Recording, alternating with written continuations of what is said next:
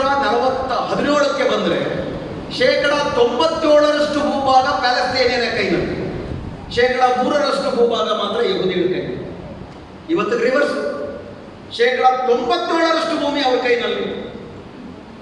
ಇದೆಲ್ಲ ಆಗುತ್ತೆ, ಮಾತುಕತೆ ಆಡೋಣ, ನಾವು ಶಾಂತಿಗೋಸ್ಕರ ಇದ್ದೀವಿ, ನಾವು ಇಸ್ರೇಲ್ಗೆ ಒಂದು ರಾಷ್ಟ್ರ ಕಟ್ಕೊಳಕ್ಕೆ ನಾವು ರೆಡಿ ಇದ್ದೀವಿ, ಇಸ್ರೇಲ್ಗಲ್ಲ ಪ್ಯಾಲೆಸ್ತೇನ್ಗೆ ಒಂದು ಸಾರ್ವಭೌಮ ರಾಷ್ಟ್ರ, ಇಸ್ರೇಲ್ ಒಂದು ರಾಷ್ಟ್ರಕ್ಕೆ ನಾವು ಯಾವಾಗಲೂ ಸಿದ್ಧ ಇದ್ದೀವಿ.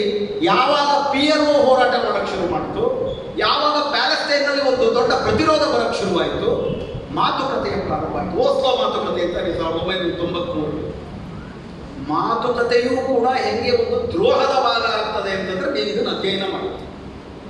ಅಮೇರಿಕಾದ ಶಾಂತಿ ಪ್ರಯತ್ನಗಳು, ಶಾಂತಿ ಮಾತುಕತೆಗೆಲ್ಲ ಗವರ್ನರ್ ಬೇರೆ ಹೆಂಗೆ ಅದು ದ್ರೋಹದ ಸೂಚಕವಾಗಿತ್ತು ಅಂತ ನೀವು ನೋಡಿದ್ರೆ, ಮಾತುಕತೆಯ ಬುನಾದಿ ಏನಾಗಬೇಕಾಗಿತ್ತು? ಇದೇ ಇಷ್ಟೇ ಜಾಗ ಇದೆ, ಕೊನೆಗೆ ಅವ್ರೇನು ಮಾಡಿದ್ರು 22% ಭೂಭಾಗ ಕೊಡಿ ಸಾಕು ಅಂತ ಒಪ್ಕೊಂಡ್ಬಿಟ್ಟು ಪ್ಯಾಲೆಸ್ತೇನ್. ಅಷ್ಟರಲ್ಲಾದರೂ ಕೂಡ ಸಾರ್ವಭೌಮಿ ರಾಷ್ಟ್ರ ಬೇಕಲ್ಲ. ನಮ್ಮ ದೇಶದ ಸಂವಿಧಾನದಲ್ಲಿ ಪ್ರಪ್ರಥಮ ವಾಕ್ಯ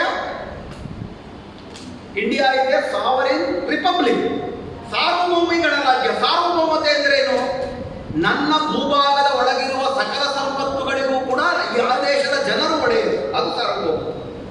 ಆ ದೇಶದ ಜನರಿಗೆ ಯಾವ ತರ ಶಿಕ್ಷಣ ಕೊಡಬೇಕು, ಹೆಂಗದ್ರಲ್ಲಿ ಸಂಪನ್ಮೂಲವನ್ನು ನಾವು ಮಾಡಬೇಕು, ಯೋಜನೆ ಅಭಿವೃದ್ಧಿ ಏನ್ ಮಾಡ್ತೀವಿ, ಅವೆಲ್ಲವೂ ಕೂಡ ಆ ಜನರು ಒಂದು ಸರ್ಕಾರವನ್ನು ಆಯ್ಕೆ ಮಾಡ್ತಾರೆ, ಸರ್ಕಾರ ಅದನ್ನು ತೀರ್ಮಾನ ಮಾಡ್ತಾರೆ. ಸಾರ್ವಭೌಮತೆ ಅಂದ್ರೆ ಅದು ಟ್ಯಾಕ್ಸ್ ಕಲೆಕ್ಟ್ ಮಾಡ್ತಾರೆ, ಪೊಲೀಸ್ ಇರುತ್ತೆ, ಸೈನ್ಯ ಇರುತ್ತೆ, ಅಂತಾರಾಷ್ಟ್ರೀಯ ಸಂಬಂಧಗಳು ಇಟ್ಕೋತಾರೆ.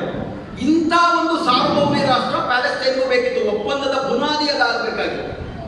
1993ರಲ್ಲಿ ಮಾತುಕತೆ ಶುರುವಾದರೆ 95ರಲ್ಲಿ ಸ್ಪಷ್ಟ ಆಗೋದೇನಪ್ಪ ಅಂದ್ರೆ, ಇಸ್ರೇಲ್ ಮತ್ತು ಅಮೆರಿಕದ ಮುಂದೆ ಪ್ಯಾಲೆಸ್ತೇನ್ಗೆ ಆ ರೀತಿ ಒಂದು ಸಾರ್ವಭೌಮಿ ರಾಷ್ಟ್ರದ ಕೊಡುವ ಹುದ್ದೆ ಒಂದು ಪ್ರಸ್ತಾಪ